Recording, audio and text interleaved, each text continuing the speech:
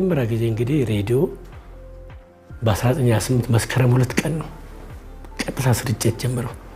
ቀድሞ የተናገረው ማን ነው? ቀዳማዊ ኃይለ ሥላሴ ናቸው። የመጀመሪያው ሬዲዮ ተናጋሪ ለህዝቡ ንግግር አድርጎ ቀሰቀሱ። የእሳቸውን ንግግር ደግሞ በእንግሊዝኛ የተናገረችው ልዕልት ፀሐይ ትባላለች። ልጃቸው ነች።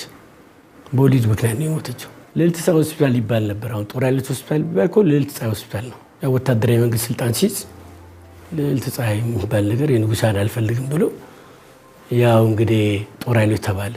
የልዑል መኮንን የሚባል ጥቁር አንበሳም እኮ ልዑል መኮንን ነበር። እሳቸው ልጆቻቸው በሞቱ ጊዜ መታሰቢያ 3 ሆስፒታል አሰሩት። ዘነበወርቅ የእሳቸው ልጅ ነች።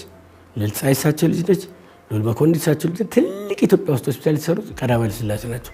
ወታደራዊ መንገድ ግን ስሙን ነው የቀየረው። መጀመሪያው ዜና አንባቢ ከበደ ሚካኤል እኮ ናቸው። እሳቸው በድርሰት ስራቸው ነው የምናውቃቸው። ብዙ መጽሐፎች ደርሰዋል። ነገር የለም። ሁሉም ነገር ላይቭ ነው የሚተላለፈው። ላይቭ የሚተላለፈው ማለት ነው። ስለዚህ ምን ይደረጋል? ሬዲዮ ጋዜጠኛ ይገባል 7 ሰዓት እንዳልኳቸው የሚከፍት ሰው አለ። ስራ የለም። ምንም ጋዜጠኛ ይባል የለም። ደውል ራሱ ነው የሚደወለው። ቅን የምትለው ሬዲዮ ሰምታችሁ የለም? ደውል መደወያ ያለች። ከዛ በኋላ ይህ የኢትዮጵያ ሬዲዮ ይላል። ሰዓቱን ይናገራል።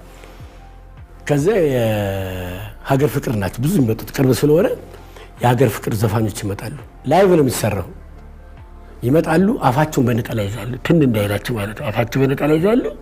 ምንም ድምፅ አይሰማም። ልክ ጋዜጠኛው እንደጨረሰ ጥልቅ ነው የሚሉት። ከዛ በቃ ይጨፍራል። አንድ ጊዜ አሰፋ ባተ ልክ ሊጀምሩ ሲሉ አስነጥሰው ይማራሉት። ያው ልኮ ይተላለፋል። ሲደግም ቴክኒሻኑ መጣና አሰፋ ናወጣ አራት ተሽሎኛል ጨርሻለሁ።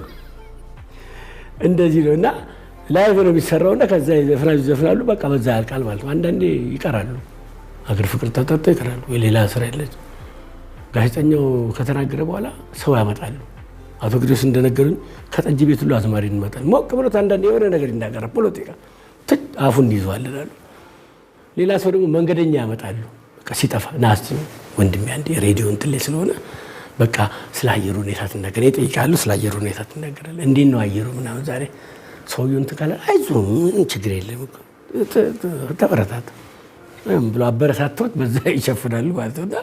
ሬዲዮ እንግዲህ እንደዚህ አይነት ነገር ነው የመጣው። ብዙ ጉድ ነበረው። አትሌት ዋሚ ቢራቱ 1909 የተወለደው 100ኛ ዓመቱን እኮ አክብሯል። አበበ ቢቂላና ዋሚ ጃፓን ላይ ሮጡ። አንደኛ ለውጡ አበበ ቢቂላ ሬዲዮ ተሸለመ። ብርቅ ነበር ያኔ ሬዲዮ የለም እኮ ኢትዮጵያ ውስጥ። ለዋሚ አልሸለሙት። ስለዚህ ይህን ለጃንሆይ ወስደህ ስጥ ተባለ። መጣና አልሰጥም አለ። እኔ ነኝ ሮቆ ጃንሆይ መቼ ሮጠዋል? አልሰጥም ቢለም ሮጦ አልሰጥም።